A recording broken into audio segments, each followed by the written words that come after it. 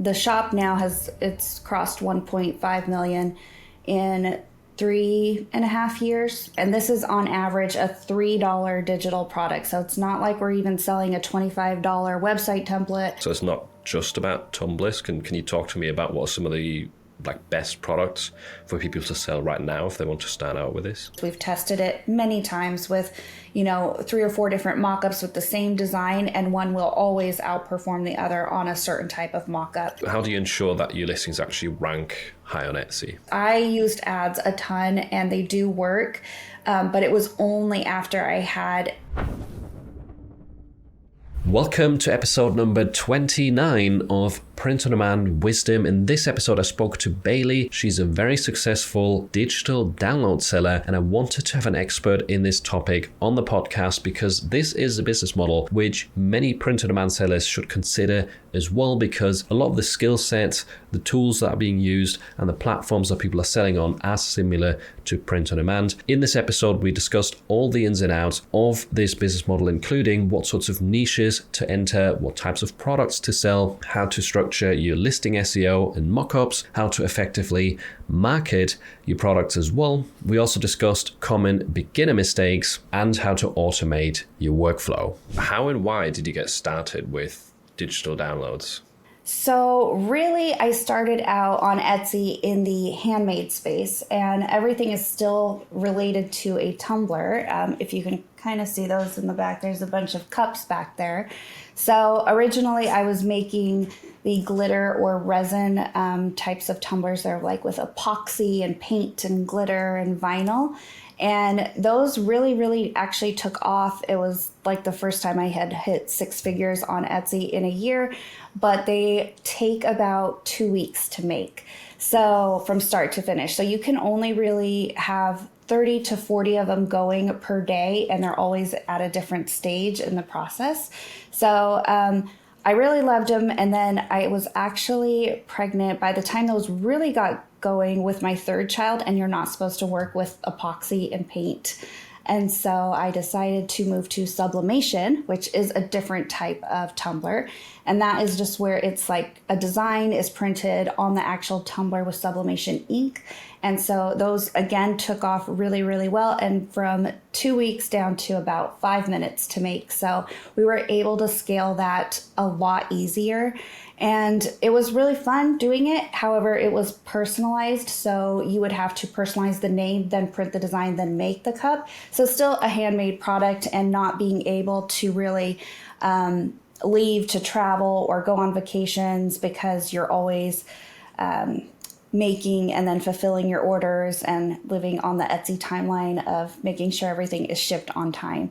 So that's when I decided to look at the designs that I had made on them and was just like, I can make, or I can teach myself to make the digital part of this, and then I can just sell that since they were getting really popular. And that's when I decided to do that. And I closed down. And at that time, I also had a print on demand shop it was like a hybrid shop, because half of the items were handmade and then half of them were print on demand items with the same designs. People just wanted the design on sweatshirts and coffee mugs and all types of other things. So that shop, in hindsight, I should have just outsourced the personalization and kept it going and just removed the handmade tumbler part and kept it.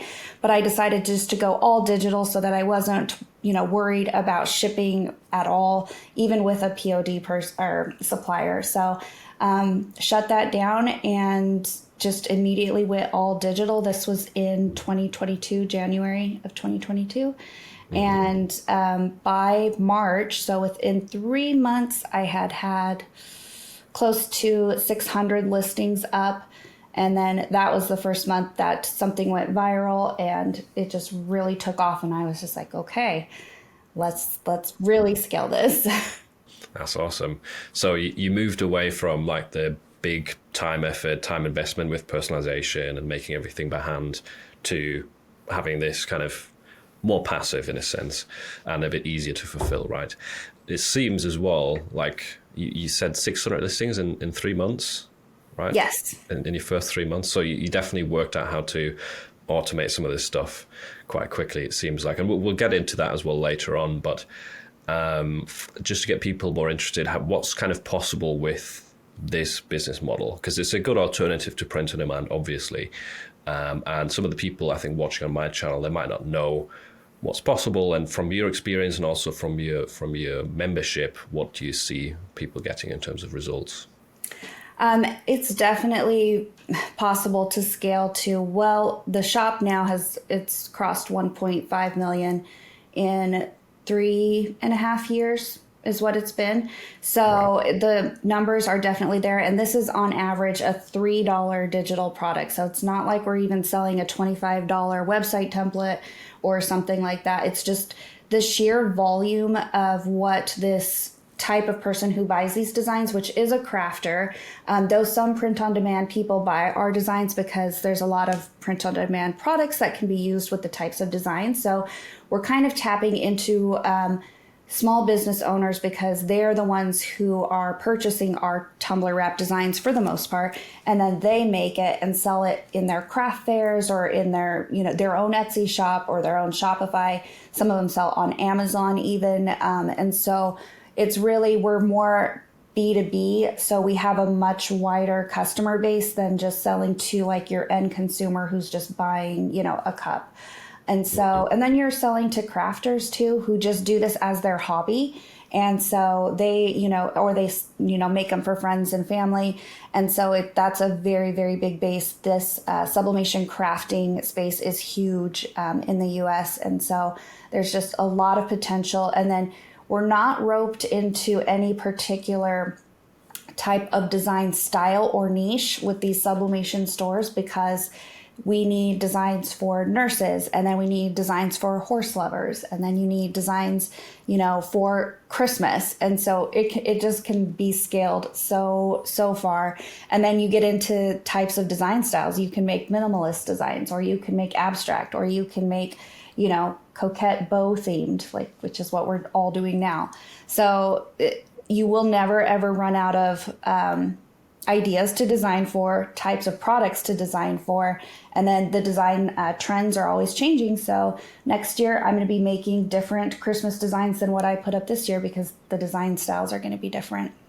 Mm-hmm. Interesting. So it's almost like there's constantly new trends coming up, but you can also combine those with evergreen niches. Is that what you mean? Like new design style for nurses, new design style for fishing, whatever it may be. Yeah, and that's really huge for people to understand because, like you could say, the nurse occupation, just because you've made 100 nurse designs doesn't mean later on this year you need to make 100 more because now there's a new design trend out. I keep using the coquette theme, but that's one. Or like what we're about to see is like things like castle core and very much like cherry darker themed, but has relations to the coquette bow theme. So things like that. So it's constantly opening up a new, essentially a new marketplace for nurses because you're going to be redesigning for them. Interesting. And you said you can also offer those designs on multiple products, right? So it's not just about tumblers. Can you talk to me about what are some of the best products for people to sell right now if they want to stand out with this?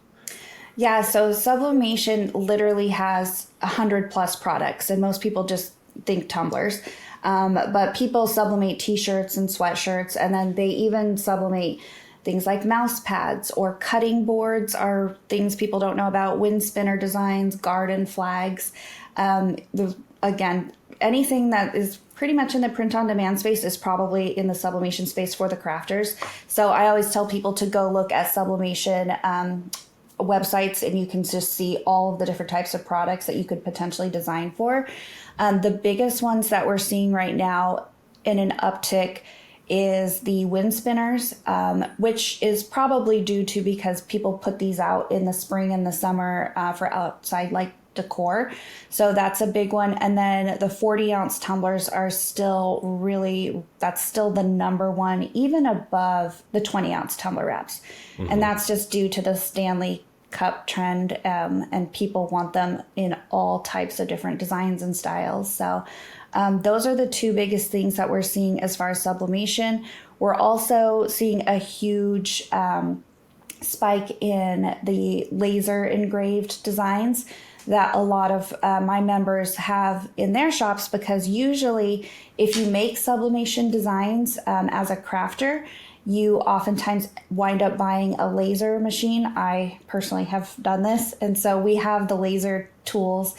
And so if you create for those too, then that's just another product that is steadily growing right now. That kind of sounds more difficult to put together as like a file if it's meant to be engraved, or is it?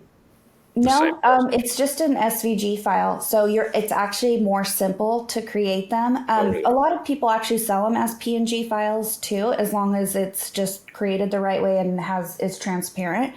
And so there's several sellers actually who just offer both SVG and PNG that are just doing crazy amounts of sales right now. It's probably because the laser tools that got released last year are so much more affordable. And so you can buy like a desktop laser engraving tool for fairly inexpensive compared to what they used to be. And so that's why the need for the designs is just really growing, and for the 20-ounce ones as well. That's really interesting. So it's not just about design trends, it's also about what's kind of new in this community. The people. Products. What can they do now that they couldn't do a year ago? That could be a new potential angle. Right. Certain products. That's interesting. And when you're offering, say, you have a design that you want to offer on a tumbler, on a shirt, on a mouse mat, whatever it may be, do you do that with separate listings, or can you do that combined as well? So a lot of people do it both ways. Like they will sell a themed bundle where you'll get everything, like your shirt design, your tumbler, your wind spinner, if it makes sense for that type of theme. But a lot of people do them all individually, and it's just a way to have just tons of listings just off of one design.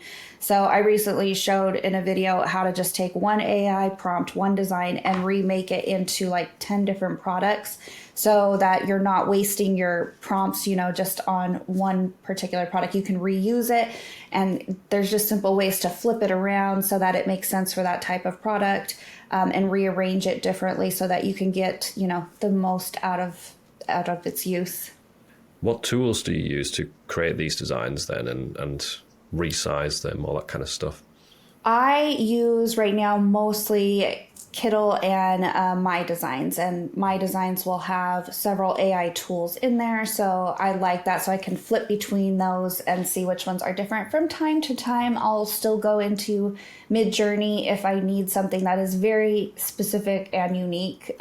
Usually that's the only place that I know I can get that type of result from. So those are the three that I use. Honestly, if I'm doing it in Kittl, I'll just stay in Kittl because they have a lot of options in there to not have to take it out and edit it somewhere else.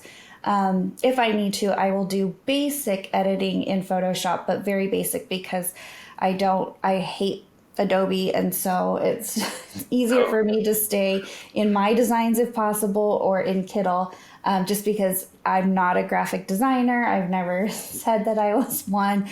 It's all about, finding the tools that work for you. And we're so blessed right now to have just like so many amazing tools that anyone can choose from. Like nobody has to just choose one just because, that's the most popular. It should be the one that is working for you. Do you ever use the canvas system inside of My Designs to like resize things? Yeah, I have. Yeah, it works fine. And if I was using it to grow my shop, I could probably stay in My Designs, since I don't put out anywhere near the amount of designs that I used to.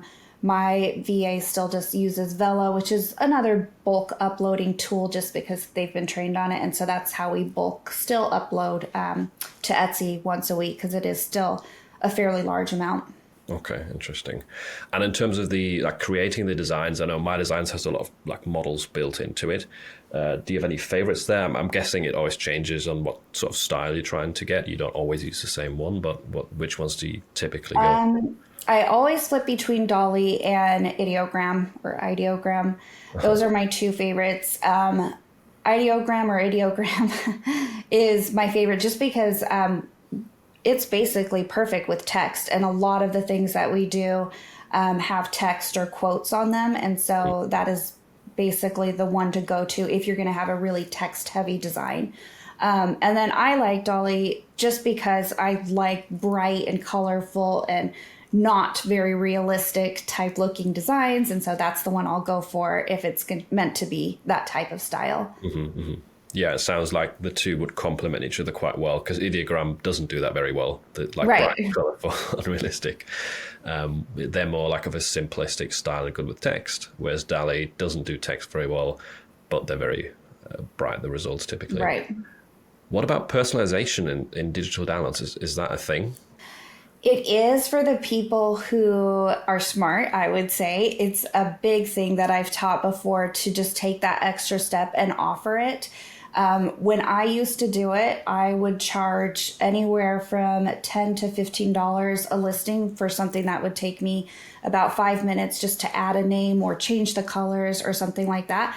So we do set up custom listings for people to purchase, and they're pretty simple. I mean, you could just set your time frame up, whether you have a 24 or 48-hour time turnaround time or even less, because you can make a lot more than, charging the typical $3 price range if you are doing custom. So a lot of my people only have custom shops, like that's all that they do, because they would rather do 20 custom listings per day and make a lot more than just trying to come up with the most volume as far as the other type of store. So we have both, and there's successful people on both sides. It kind of just probably depends on what you prefer doing.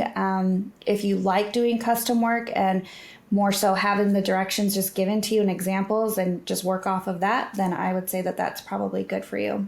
Yeah, makes sense. There's those people that prefer just doing more quantity rather than quality and really sitting down, spending hours for one listing. So it depends. But it's good to know that both work, because I wasn't even sure if you can really do that with digital downloads. But, if people buy it. There's an option now to do custom listings. So it's really nice. Mm-hmm. Awesome. And when it comes to the trends, the new design trends, how do you stay on top of those? So I use Pinterest and Instagram are the biggest ones that I use. Mm-hmm. Sometimes I will use other marketplaces like Amazon or AliExpress or Shein. Those can be really helpful too, but Pinterest and Instagram work really, really well. And it's not just about like following sublimation in there, because they're not really on there yet. It's more so just following like decor types of trends, and fashion trends can have like a huge influence. So following a bunch of like fashionable clothing accounts, I would call them, on Instagram and Pinterest has worked really well. And in the home decor space too, that seems to like transfer over. Just like with what we're seeing, the fisherman aesthetic, I think is what it was. That was like one of the most interesting ones that I saw on Pinterest. And then I went and started to double check on Etsy, and I was just like, oh my gosh, it's already huge. So, and that one I think will have a big, more big volume in the summer, just because it's like very summer type themed. Interesting. I was expecting you to say you look on Etsy for bestsellers, that kind of typical practice, but you look at not just other platforms, but also you look at different types of niches, in a sense, almost like what's coming in fashion, what's coming in home decor. Yeah. And some of that will then translate onto Tumblrs, I'm guessing, as well. You're trying to kind of catch it before it hits the market on Etsy. Is that the idea? Yes. And of course, if you see it on Etsy and it's already there, then it's a good indication that, as long as the competition's not crazy. But I do teach to try and be proactive and be finding these before, because that's how I found my first viral listings, was from actually TikTok. And so then I recreated them in Tumblr spaces because nobody had them. I didn't think anything of it. And that's what went and pushed the shop over in that third month. So I wouldn't say to ever sleep on places. And if you just see it like, popping up continually, it's a good indication that it could work for anything. And that's part of the testing process, is to test it on like a tumbler, on a shirt design, or on a 40 ounce, because just because it might not work on a shirt doesn't mean it might not work on a coffee cup or a tumbler. And what's your pricing strategy typically? So I actually have a specific strategy on Etsy to come in right when we release any new designs, to only price them for $1, because we're trying to get that sales velocity as quick as possible. And my followers, and if you grow your Etsy shop, you will start to have followers who people who follow the shop, and so they get a notification that every time I post new listings, and they are very much aware that those only stay up for about a week, and then they move to their full price. So that kind of just spikes it in Etsy, so to speak, to get a bunch of sales right away. And then we'll move it to the normal tumbler or t-shirt design price, which is around the $3 mark. We do also like themed bundles of like the 50 United States tumbler wrap. And for something like that with like 50 plus designs, I will do anywhere. It's usually on sale for like $25 to $30. So we do have higher priced themed bundles. And then now the big thing on Etsy is to still have like a very wide, huge volume of listings, but then also sell the shop to be like a whole shop bundle. And so that way, I mean, there are shops who charge $150 for their whole shop access just for 3 months. And then they get them to repurchase again. So it can be, and that's all that they focus on, is driving the traffic to that one listing, so that they only have to sell that a couple times a day. And yeah, it's still all of the work that comes with putting out your individual listings, because you want to have a high number to put in that bundle. But it's so much more worth it if you can just make 3 or 4 sales a day at that type of price point. And then you're not stressed out about needing to make, 50 tumbler sales per day. Interesting. So you can literally set that up on Etsy that they get access for a certain amount of time and then they lose access to the store? No, you do have to do it manually, because you have to still provide them a link to wherever you house your design, so Dropbox or Google Drive. So most of my people who do it just do it on Google Drive and control it with the email access. So you would just have to keep a spreadsheet, though a lot of people do it as they sell them for lifetime access. And then they don't have to worry about trying to manage that. It's all whatever your strategy is. And also, like, how many new ones do you actually continually add to that? Because then you'd probably want to price it at, every few months or at least annually, is what I recommend usually. Yeah. A one-off fee sounds more attractive to me, because the whole like keeping track of how long have people been in this, that sounds quite complicated, or like a lot of management. For sure. Even though it's tempting to have that like reoccurring income, it also sounds like a lot of back end work. What about the listing images, like the mock-ups? What are the customers that are coming to these listings? What's like important for them to see in the actual listing images? So for the Tumblr side, the more realistic that they can look, the better, because definitely not all mock-ups in the Tumblr space are created equal. And some of them just are really flat and they do not look good, and it can cause a conversion issue, because we've tested it many times with, 3 or 4 different mock-ups with the same design, and one will always outperform the other on a certain type of mock-up. So I honestly think the best place to get the mock-ups are actually from Etsy, because if you get them from places like Creative Fabrica, they tend not to be as high quality.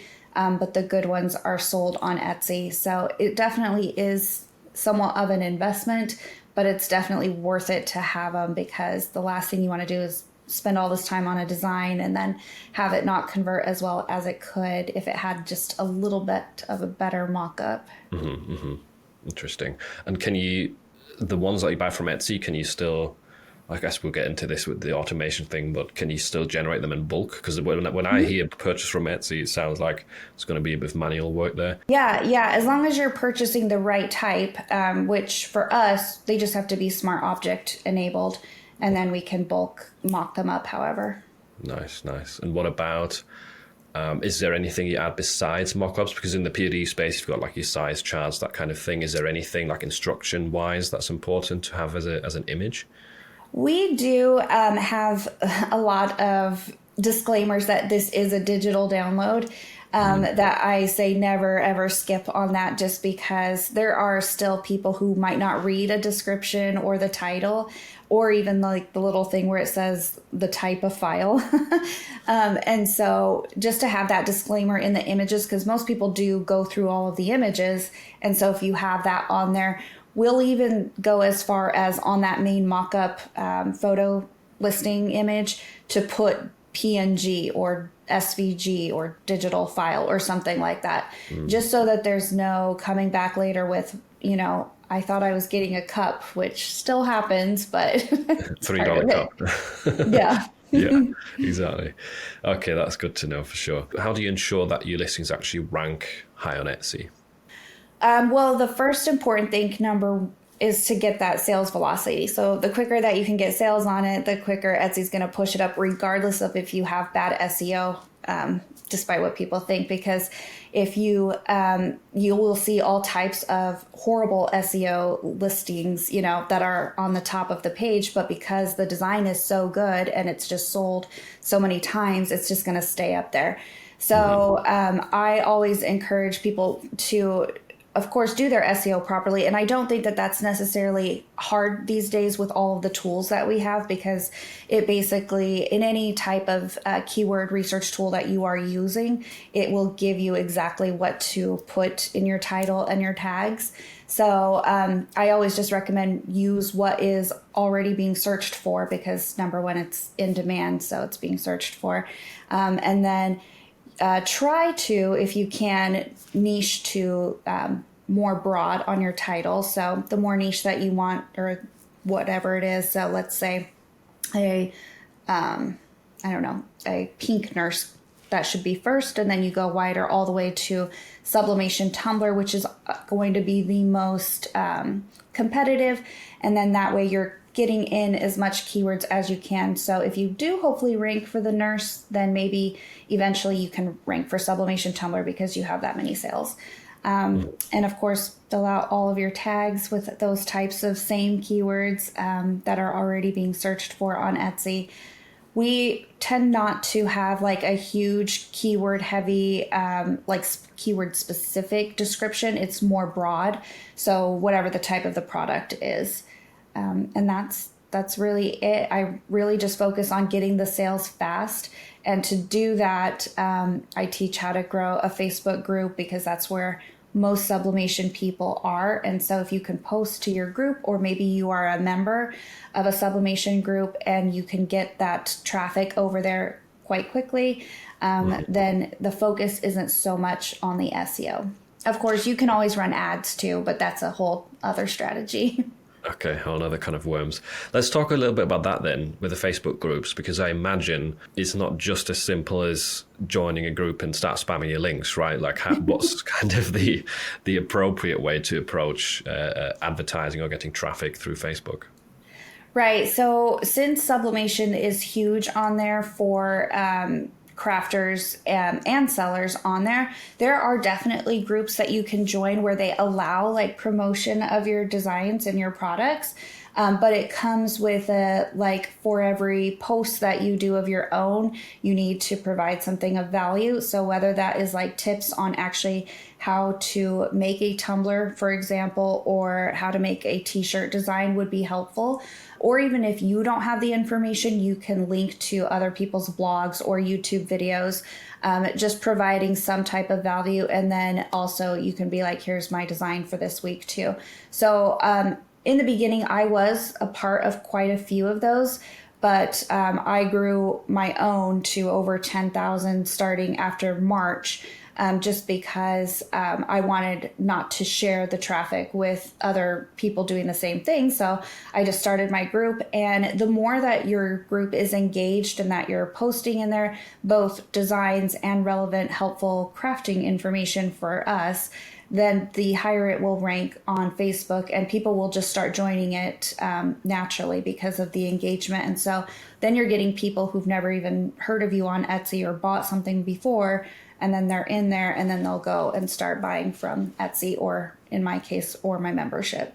So it's a case of building a community, by also sharing tips, advice, Yeah. information. That's not just, a link to my Etsy shop kind of thing. Right. I do offer, like, what is it now? It's like if you join, you'll get 3 free designs and XYZ to get them to come join. And so that's been really helpful in growing it. And you could also, you could do, I would used to post that on Pinterest a lot more to get people over that way. But if you have Instagram or TikTok and you share, finished design products or something like that, you can always put that in as an opt-in to grow that. And you can even run Facebook ads to it to grow it very quickly in a special way. Since you can't run the ad directly to the group, you can run it to your page and then have your page linked to your group. And so we did do that for a time and grew it rather quickly right away with just a few months and not very much ad spend. So that's another quick way to do it if you don't want to do it organically. And what did the Facebook ads look like in that case? Was it you using kind of your free offer as a alert to the group? Is that Just like a freebie opt-in of come get 10 free Tumblr designs, and then you'll get helpful tips. We offer free designs weekly, things like that. And so that's all that it was.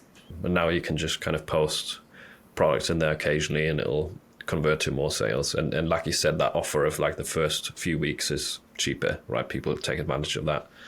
Yes. And it helps you rank on Etsy as well because of sales velocity. That's awesome. That's really good. One thing I want to talk a bit more about is the automation within your workflow, because you've got a bunch of videos about that and you did start doing it quite early. So what are some kind of automation workflow tips that you've got for people? Oh, I think pretty much all of our types of products can be automated in some way from the AI design creation. Now, in the beginning, I did not use AI for the first year. So actually it was the slowest, but I just did a ton of them. We still used automation at that time for listing. So, and again, there's so many different tools out there. I would always recommend just getting a trial on each of them and then trying them out for yourself, because you might find you hate one and love the other. And so don't be roped into just one. But with my designs, I can bulk create, and to an extent with Kittl, depending on what types of designs I'm creating. And then with the mockups, I use a tool called Bulk Mockup. And that way I can use that for any type of product as long as it's Smart Object enabled, with the exception of the 40-ounce tumblers, because you can't automate those, which I think has a lot to do with why there might not be as much competition, because you have to do them in 2 separate pieces, which gets to be time consuming. So that's the one. Is that the tapered and the straight thing, or? No, it's because on the because on the cup down here, they sublimate this separately, and then this part, so you can't run it through a tool because it's only one Smart Object that it's pulling from your folder. And so that is why. So it is a pain, but you can get kind of fast with it with like an action, like a Photoshop action, to do the top all at once and then do the bottom all at once. I broke mine one time and I haven't messed with it again and just did it manually. So, but okay. I know that there's people who's figured out basically the best workaround for it. I wonder if there's a way to do it with the whole My Designs bulk mockup generator. I wonder if Curtis knows like a workaround, or maybe we'll implement one. I should tell my people. They always are on his call, and he does implement a lot of things if there has been anything talked about that. No one's brought it up to me that they've ever asked, so that would be. I feel like if anyone's going to do it, it'll probably be Curtis. I feel yes. like he's like the king of automating stuff. Cool. And so you automate the designs, which I mean you can do that so well with My Designs now. You can just create like hundreds at once if you wanted to. Right. Obviously, depending on your credits. Kittl has those sets, but I'm guessing that's what you mean with the sets that all look similar then in the end, the graphics. And in terms of uploading, you said you use? Vela is what I use, just because everything is set up in there and a VA handles that part right now. And so I have been tempted to switch it over to My Designs, but I would need to retrain them and make sure that I am fully, and then also, copy over all of my listings over there since they're not technically housed in my designs.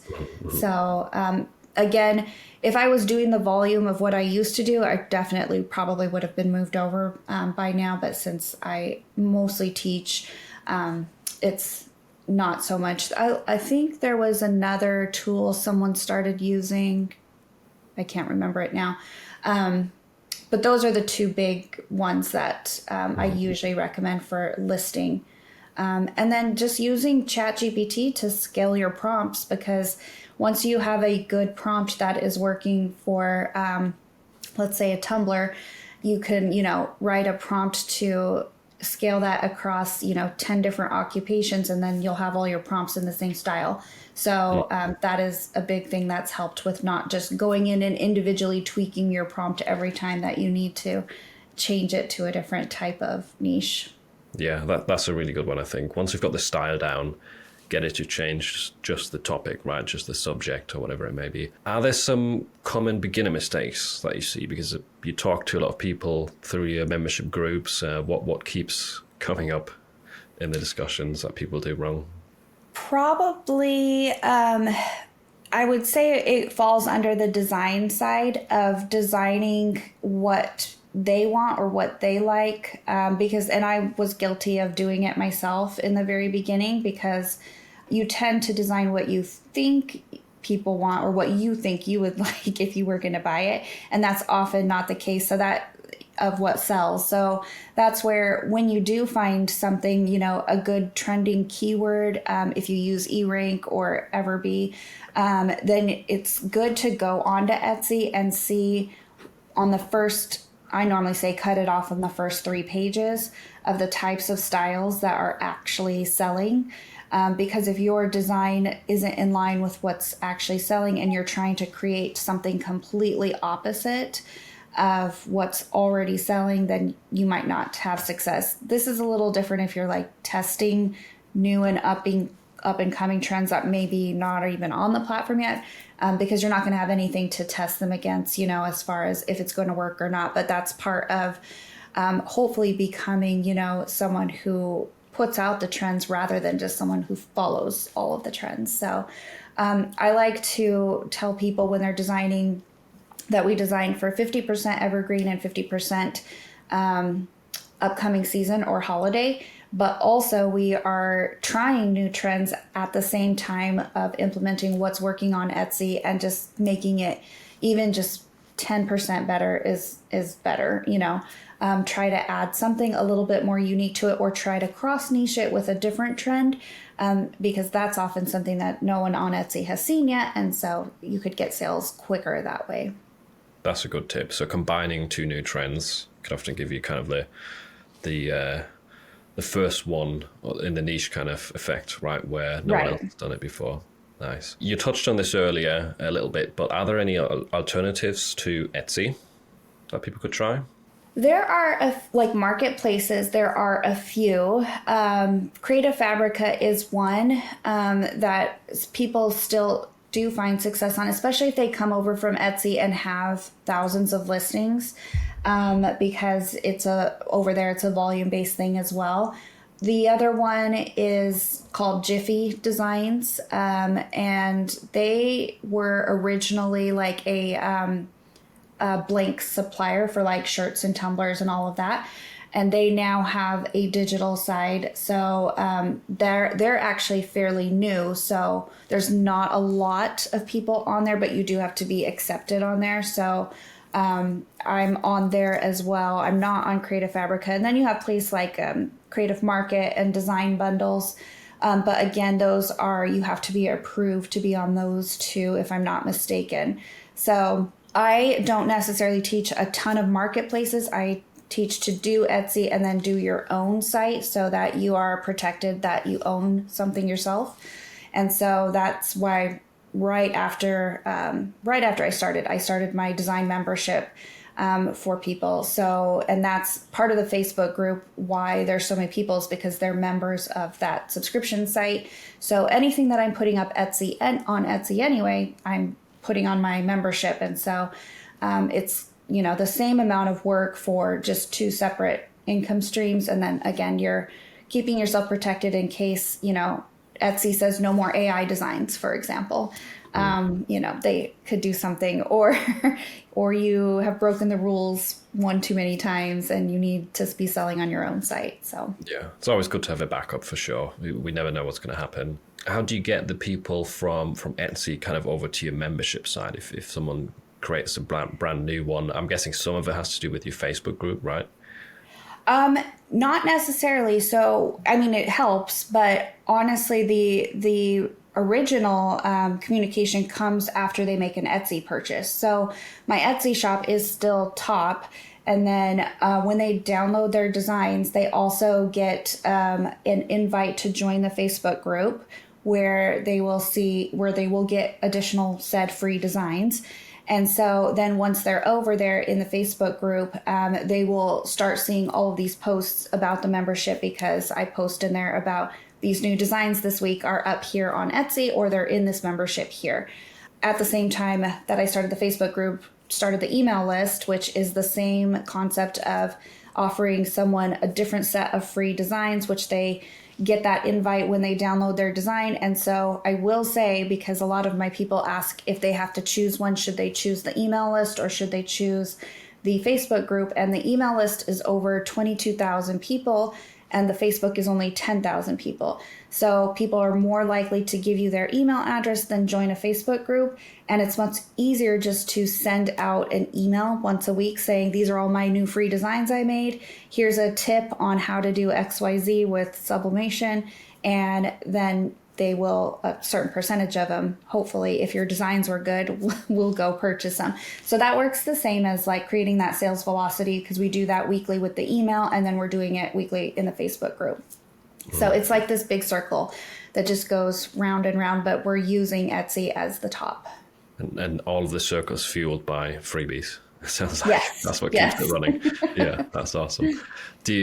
Do you always basically use the same freebies to get people into email, get people into group, or do you like cycle out as well? No, we cycle through them. And so we'll do new ones probably every couple months. I used to be better at it when I was only doing Etsy. And so I honestly think that if you're doing Etsy, you should cycle through them at least monthly and give them new options. Otherwise, they're not going to be engaged in the group like that and keep checking back for what's new. So, the more often that you can update it, the better. Do you suggest that people use Etsy ads as well? I do it comes with it if you kind of know what you're doing. I don't like to recommend to new people who have never designed something and who are not familiar with like design trends anyway, just to throw money on ads because more often than not, you're not quite good enough or don't have the eye yet of what's going to sell. And so that can end up, wasting you a bunch of money. If you are testing it and you start to see organic traffic and it's selling, then by all means put the ad money on it. Will just just help it more. It's hard because I used ads a ton and they do work, but it was only after I had a lot of very viral listings that were selling organically well. And so I like to tell people if they're just starting out now, if you've come, from a design background or you've sold tumblers physically, which a lot of people do who come into my space because they don't want to sell them anymore physically, they tend to have a better eye because they know what has sold. And so they can come in there and quickly create things and then test. Of course, if you have a budget and you have dedicated money for it just to test it, ads are a quick way to tell you if it's good or not, Yeah, for testing more so. It also seems like if you're pricing most of your things at around $3, it's tough to get a decent ROI. But I could imagine what you talked about earlier, some of the like $100, $150 bundles, that might be worth trying with ads if you've got something starting to sell organically anyway. Definitely want to run ads on those and pretty much only run ads on your 5 variations because usually you won't figure out which listing image is going to convert the best on those bundles, because we've seen them, some of them that do super well have not one bit of graphic design on them at all. It's just text, but the store is very well known, and so it gets traffic that way. And some of them do very well if they have like their top 5 trending designs always being circulated on there. So I recommend, if you're trying that strategy, to at least try 3 different main listing photos, because it's really hit or miss on which one converts the best depending on your shop. Okay. So would you say run it for a week with image A, and then run it the next week, image B, C, etc.? Right. Or you can just duplicate your listing and change it out and run them all 3 and have your ads on all at once, and then you'll know really quickly. Yeah. Yeah, that makes sense. That's a lot easier. Awesome. Yeah, so that's all of my questions. That's I've learned a lot of new stuff as well about digital downloads. Thanks for sharing your wisdom with us. Where can people learn more from you? I am here on YouTube. It is Digitally Purpose Bailey, or if you just type in Bailey Digital, it will pop right up. It will be below as well. Yeah, so YouTube, and can people find you anywhere else as well? I do have my community on School. It's just Bailey's Design Club for Etsy, and then that is really it. I try to be on Instagram, but that's on the back burner right now. Okay, low priority list. That's fine. Okay, well, thanks a lot for coming on, Bailey. That was a great conversation. I hope everyone watching learned a lot. And yeah, if you want to check out Bailey, all the links will be down below. And yeah, hope to see you again on the live streams in the future as well. Thank you. Bye.